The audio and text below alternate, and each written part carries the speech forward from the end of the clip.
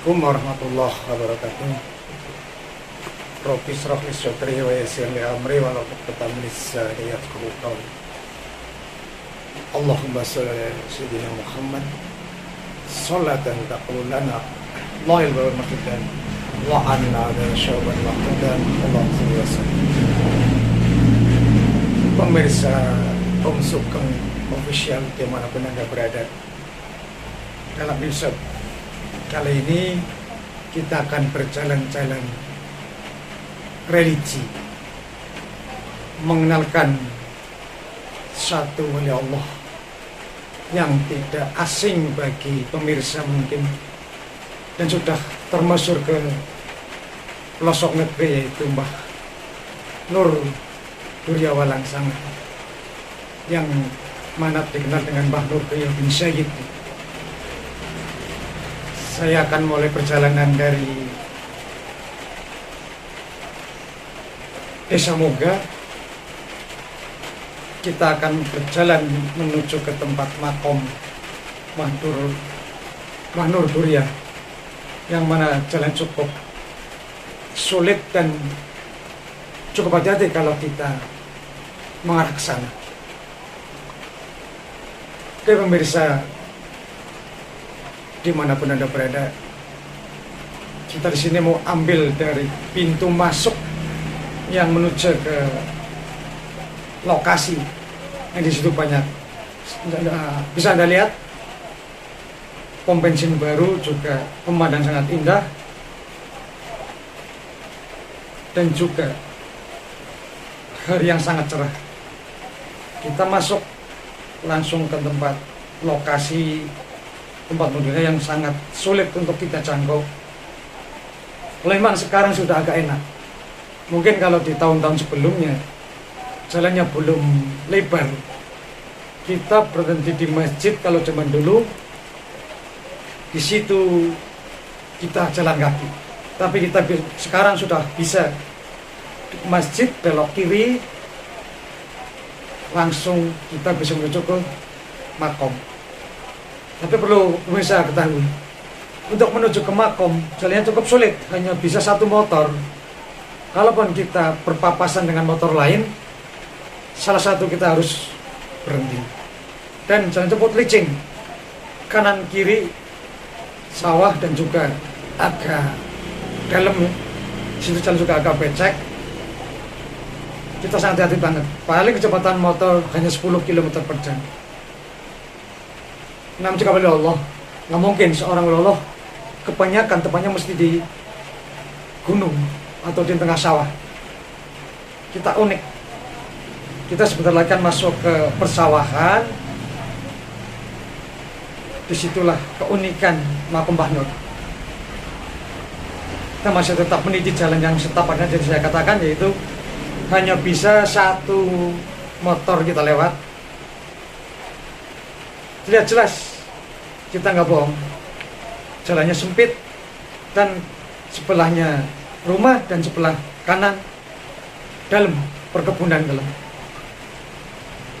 Kita belok kiri terus langsung naik, tetap jalannya masih setapak, hanya satu motor. Untuk mobil nggak bisa masuk. Kalau peziarah yang mau tempat Mbah Nur, paling tadi berita di masjid tadi yang pertama saya masuk belok kiri itu di situ, parkirnya di situ, di depan masjid.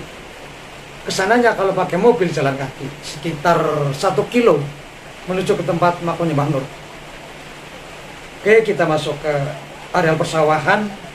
Kalau pemirsa ingin keindahan, nah buktikan kita papasan dengan motor, kita berhenti dulu, baru kita bisa masuk. Karena jelas jalan kanan kiri sawah. Kalau kita nggak berhati-hati, sedikit sudah teledor, jelas kita jatuh ke sawah juga sih. Oke, coba lihat pemandangan alam sekitar. Elok, indah, dan sangat asri. Untuk pemirsa di mana-mana berada, kalau pemirsa penasaran ataupun mau membuktikan, tonton dulu channel kami, yaitu Om Sugeng Official atau OSO ya. Dan jangan lupa subscribe, yang paling penting itu. Komen juga boleh. Bertanya, di mana tempat Mbah Nur? Insya Allah kami bisa menjelaskan lewat konten ini. Oke pemirsa, kita terus berjalan pelan banget. Mungkin kalau sama jalan kaki sama cepatnya ya. Coba lihat pemandangan sekitar, indah banget. Sekitar kira-kira 1 kilo kita akan menemukan yaitu jalan yang agak sulit. Nah, itu kita sudah mendekat ke makomnya Mbah. Apa itu? Syekh Abu Bakar ya. Di situ ada makom besar, pas tepat di depan kita, di bawah pohon. Pas di depan. Sekitar 100 meter kita akan masuk.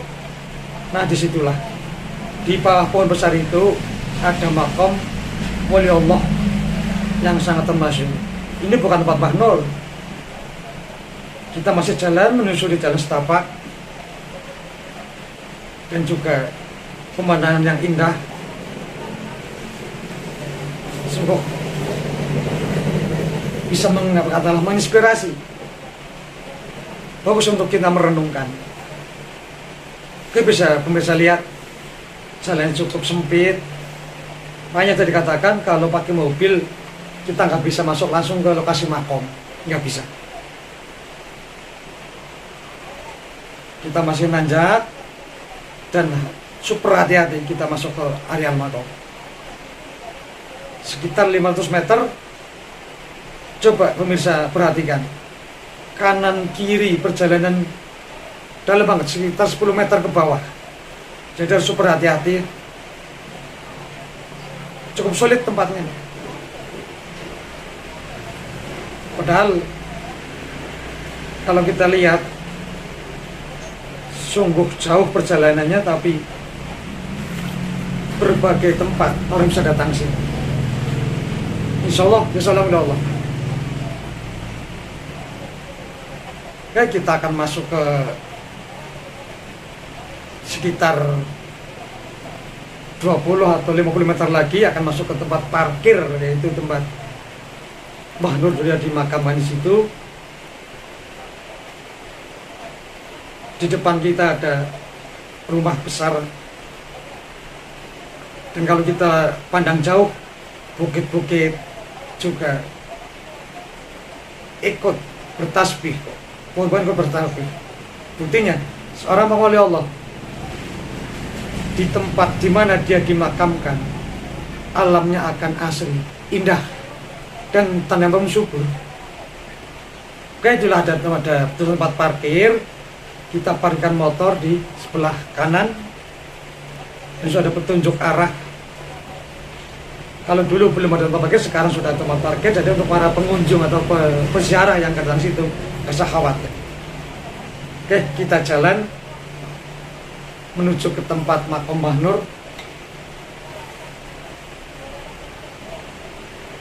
Yang ada di bawah sekitar 20 meter dari atas. Kita turun ke bawah. Dan yang paling unik pemirsa, di situ ada sebuah sungai yang jernih banget.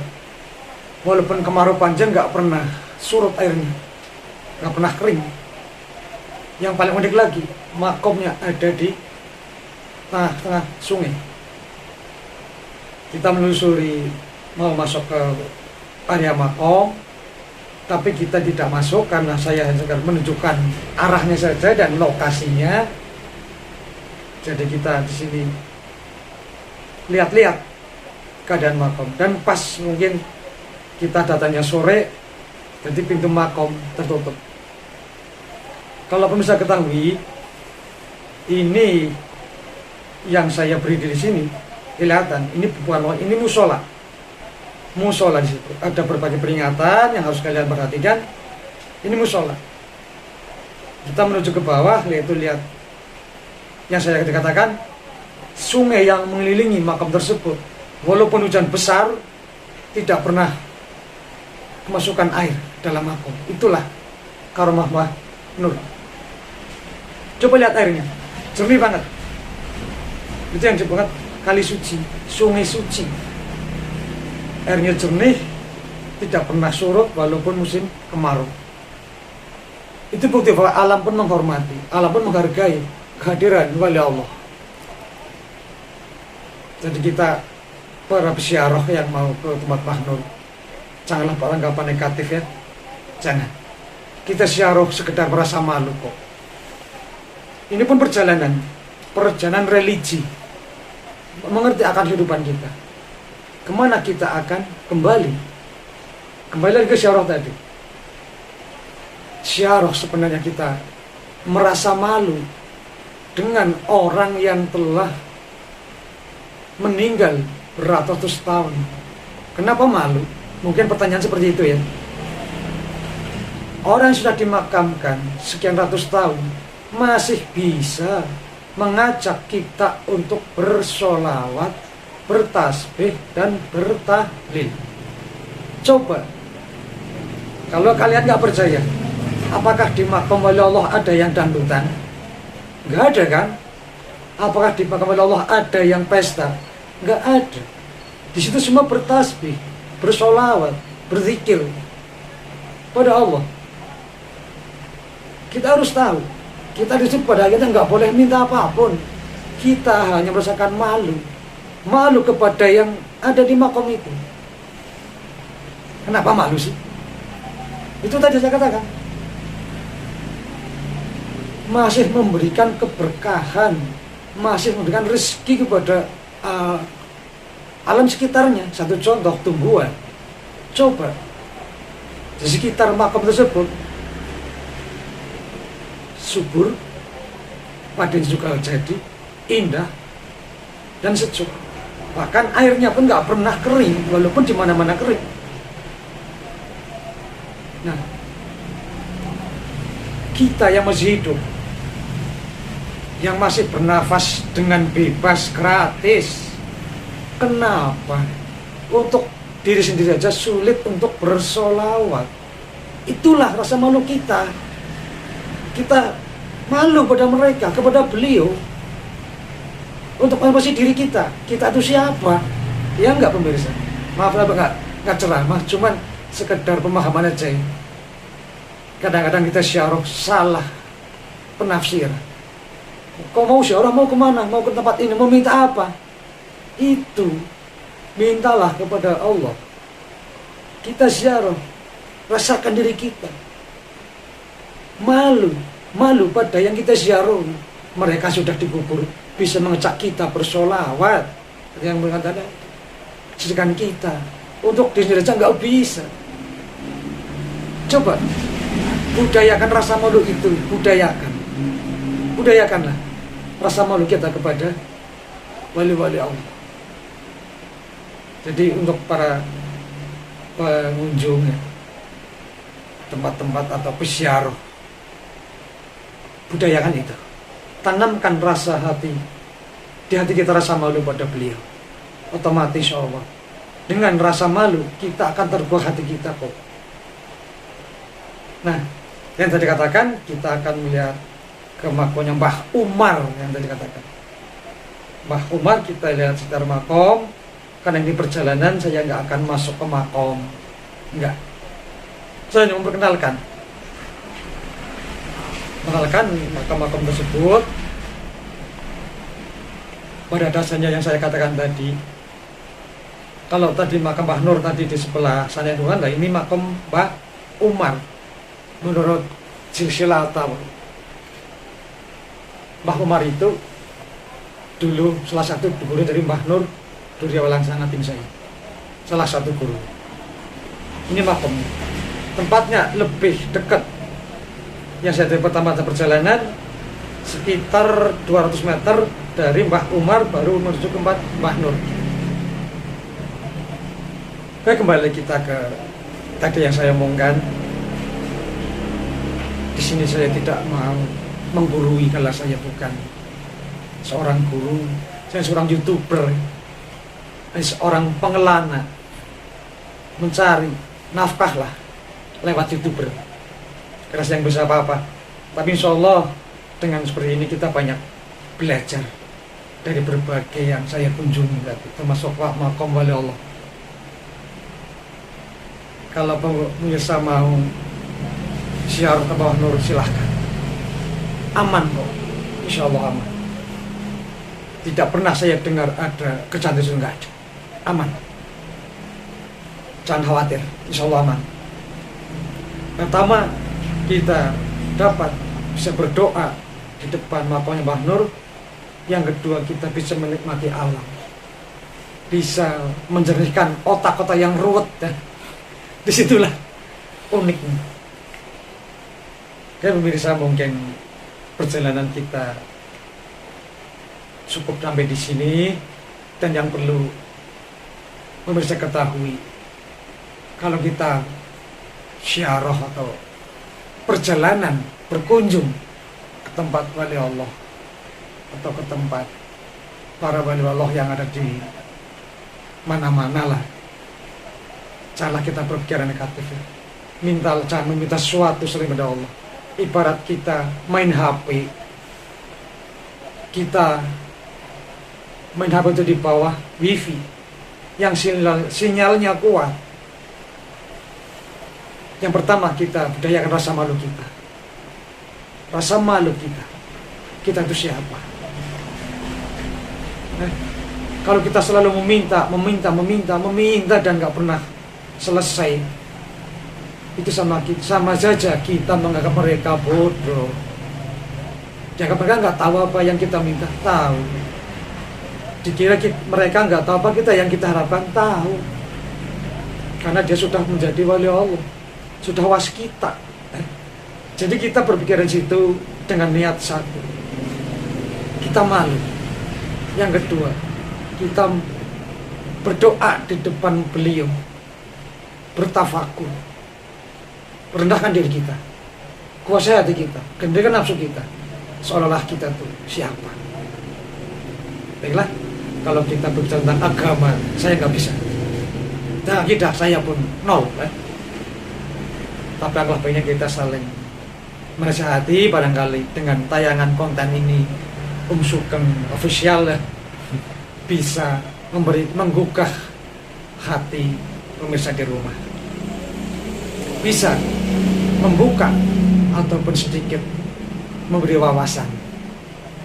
Dan jangan lupa yang saya katakan tadi, saya seorang YouTuber kok. Saya hanya seorang YouTuber, bukan kiai, bukan ustadz, dan bukan ulama. YouTuber yang selalu penuh dengan kesalahan ya, apalagi dalam berbicara salah. Jadi tolong maafkan kami, dan jangan lupa dukung kami dengan cara tonton sampai selesai, komen, dan like. Yang paling penting subscribe. Itu barangkali bisa bermanfaat untuk pemirsa di rumah ataupun pecinta-pecinta perjalanan. Nanti akan banyak lagi perjalanan misteri. Hanya perjalanannya kita anggap misteri kok. Yang ada misteri di andahan. Mungkin itu. Kita nanti saya kupas perjalanannya seberapa sih. Oke, akhirnya saja. Assalamualaikum warahmatullahi wabarakatuh.